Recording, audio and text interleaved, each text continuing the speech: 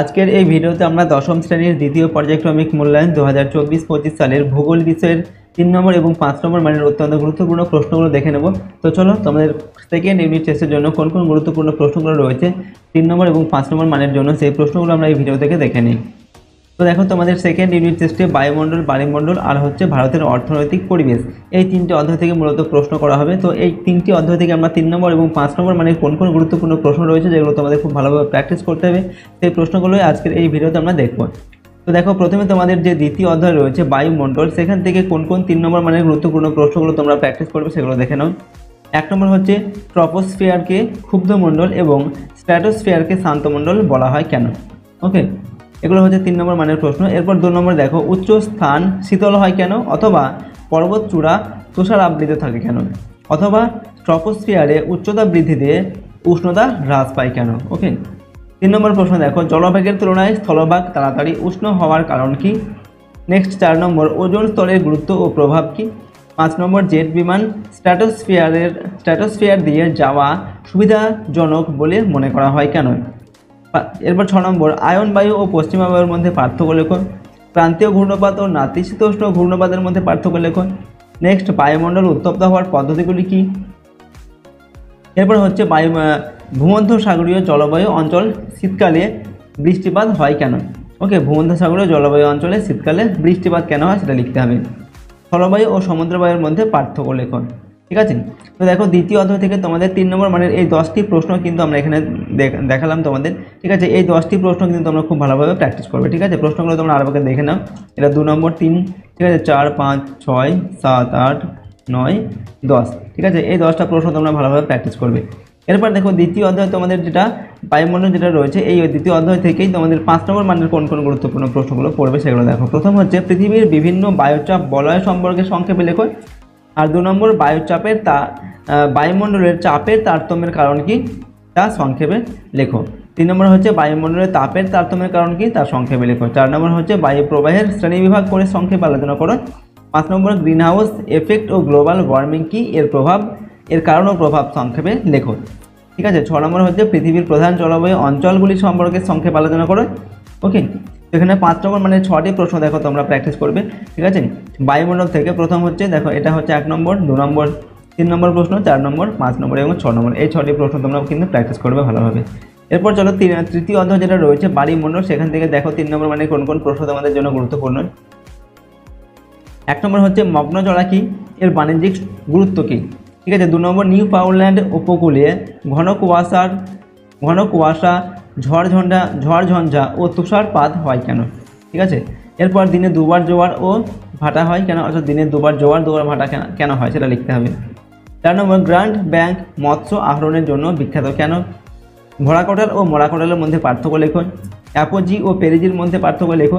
ঠিক আছে, তো দেখো তৃতীয় অধ্যায় থেকে এই 3 নম্বর মানে 6টি প্রশ্ন তোমরা কিন্তু ভালোভাবে প্র্যাকটিস করবে। ওকে, এটা হচ্ছে 1 নম্বর, 2 নম্বর, 3 নম্বর, 4 নম্বর, 5 নম্বর, 6 নম্বর। ঠিক আছে, এরপর তৃতীয় অধ্যায় থেকে 5 নম্বর মানে কোন কোন গুরুত্বপূর্ণ তোমরা পড়বে সেগুলো দেখো। প্রথম হচ্ছে সমুদ্র স্রোত সৃষ্টির কারণগুলি সংক্ষেপে আলোচনা করো। 2 নম্বর জোয়ার ভাটা সৃষ্টির কারণ ও ফলাফল সংক্ষেপে আলোচনা করো বা লেখো। ঠিক আছে, তো তৃতীয় অধ্যায় থেকে 5 নম্বর মানের এই 2টি প্রশ্ন কিন্তু তোমরা ভালোভাবে পড়বে, সমুদ্র স্রোত সৃষ্টির কারণ আর জোয়ার ভাটা সৃষ্টির কারণ ও ফলাফল। ওকে, এরপর চলো পঞ্চম অধ্যায় তোমাদের ভারতের অর্থনৈতিক পরিবেশ যেটা রয়েছে, এখান থেকে 3 নম্বর মানের প্রশ্নগুলো দেখে নাও কোনগুলো তোমরা প্র্যাকটিস করবে। 1 নম্বর জনঘনত্বের বৈশিষ্ট্যগুলি কি বা জনঘনত্বের বৈশিষ্ট্যগুলি আলোচনা করো। 2 নম্বর ভারতীয় তথ্য প্রযুক্তি শিল্প এত উন্নত হলো কেন? ঠিক আছে, 3 নম্বর রেলপথ ও সড়কপথের গুরুত্ব ও সুবিধা কি? ভারতীয় কৃষির সমস্যা ও সমাধান সংক্ষেপে লেখো। ভারতের জনসংখ্যা বৃদ্ধির সমস্যাগুলি কি? এরপর হচ্ছে খারিফ শস্য ও রবি শস্যের মধ্যে পার্থক্য লেখো। পরিবহন ও যোগাযোগ ব্যবস্থার মধ্যে পার্থক্য লেখো। নেক্সট হচ্ছে ভারতের কয়েকটি বিখ্যাত ইঞ্জিনিয়ারিং শিল্প ও শিল্প কেন্দ্রের নাম লেখো। ভারতের কয়েকটি মোটর গাড়ি নির্মাণ সংস্থার নাম লেখো। বিশুদ্ধ কাঁচামাল ও অশুদ্ধ কাঁচামালের মধ্যে পার্থক্য লেখো। ঠিক আছে, তো দেখো 5 নম্বর যে অধ্যায় তোমাদের রয়েছে, এখান থেকে 3 নম্বর মানের এই 10টি প্রশ্ন কিন্তু তোমরা ভালোভাবে পড়বে। ঠিক আছে, দেখো প্রশ্নগুলো আরেকবার দেখে নাও। এটা হচ্ছে 1 নম্বর, এটা 2 নম্বর, 3 নম্বর, 4 নম্বর, 5 নম্বর, 6 নম্বর, 7 নম্বর, 8 নম্বর, 9 নম্বর, 10 নম্বর। ঠিক আছে, এই 10টি প্রশ্ন ভালোভাবে পড়বে। এরপর এখান থেকে 5 নম্বর মানের প্রশ্নগুলো দেখে নাও কোন কোন প্রশ্ন তোমরা পড়বে। 5 নম্বর মানের জন্য 1 নম্বর যে প্রশ্ন, ভারতের কার্পাস চাষের অনুকূল পরিবেশ অনুকূল পরিবেশের বর্ণনা দাও, ঠিক আছে। 2 নম্বর, ভারতে ধান ও গম চাষের অনুকূল পরিবেশ সম্পর্কে লেখো। ওকে, অর্থাৎ কার্পাস, ধান আর গম এই তিনটির চাষের যে অনুকূল ভৌগোলিক পরিবেশ সেটা ভালোভাবে তোমরা পড়বে। এরপর 3 নম্বর, ভারতীয় কৃষির বৈশিষ্ট্যগুলি সংক্ষেপে লেখো। পূর্ব ও মধ্য ভারতে লৌহ ইস্পাত শিল্প কেন্দ্র গড়ে ওঠার কারণ ব্যাখ্যা করুন। 4 নম্বর হচ্ছে ইঞ্জিনিয়ারিং শিল্প গড়ে ওঠার কারণ কি। 5 নম্বর, ভারতের জনসংখ্যা বন্টনের তারতম্যের কারণ কি তা লেখো, আর তার সংক্ষেপে আলোচনা করো। এরপর হচ্ছে ভারতের নগর বা শহর গড়ে ওঠার প্রধান কারণগুলি সংক্ষেপে আলোচনা করো। নেক্সট হচ্ছে পশ্চিম ভারতে পেট্রো রসায়ন শিল্প গড়ে ওঠার কারণ কি। ওকে, তো দেখো এই প্রশ্নগুলো তোমরা মূলত কিন্তু পড়বে 5 নম্বর মানের জন্য তোমাদের যে ভারতের অর্থনৈতিক পরিবেশ যে অধ্যায়, ঠিক আছে, এই অধ্যায় থেকে, ঠিক আছে। দেখো প্রশ্নগুলো আরেকবার দেখে নাও। এটা হচ্ছে 1 নম্বর, 2 নম্বর, 3 নম্বর, 4 নম্বর, 5 নম্বর, 6 নম্বর, 7 নম্বর, 8 নম্বর, ঠিক আছে। এইগুলো কিন্তু ভালোভাবে পড়বে। তো দেখো আজকের এই ভিডিওতে আমরা তোমাদের ক্লাস 10 সেকেন্ড ইউনিট টেস্টের জন্য ভূগোল বিষয়ের তোমাদের 3 নম্বর এবং 5 নম্বর মানে গুরুত্বপূর্ণ প্রশ্নগুলো আজকের এই ভিডিওতে আমরা আলোচনা করলাম। এই সমস্ত প্রশ্নগুলো অবশ্যই তোমরা কিন্তু ভালোভাবে প্র্যাকটিস করবে তোমাদের সেকেন্ড ইউনিট টেস্টের জন্য, এবং এই প্রশ্নগুলো তোমাদের মাধ্যমিক যে টেস্ট রয়েছে এবং 2025 সালের যে মাধ্যমিক পরীক্ষা তোমাদের হবে সেক্ষেত্রে কিন্তু এই সমস্ত প্রশ্নগুলো তোমাদের কিন্তু খুবই গুরুত্বপূর্ণ। সুতরাং সমস্ত প্রশ্নগুলো অবশ্যই এখন থেকে তোমরা কিন্তু ভালোভাবে প্র্যাকটিস করবে। ওকে, আর যদি আমাদের চ্যানেলে তোমরা নতুন হয়ে থাকে অবশ্যই চ্যানেলটিকে সাবস্ক্রাইব করে রাখবে এবং বেল আইকনে প্রেস করে অল অপশনটিকে সিলেক্ট করবে। ভিডিওটিতে অবশ্যই একটি লাইক করবে, ভিডিওটি বন্ধু বান্ধবীর সঙ্গে শেয়ার করবে, কমেন্ট বক্সে নিজেদের মতামত অবশ্যই লিখে জানাবেন।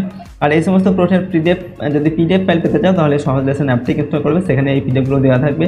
ওকে, অ্যাপের লিঙ্ক ডিসক্রিপশন বক্সে দেওয়া আছে অথবা গুগল প্লে স্টোর থেকে তোমরা অ্যাপটিকে ডাউনলোড করে নিতে পারো। তো আজকের এই ভিডিওটিকে আমরা এখানে শেষ করছি। সম্পূর্ণ ভিডিওটি দেখার জন্য অসংখ্য ধন্যবাদ।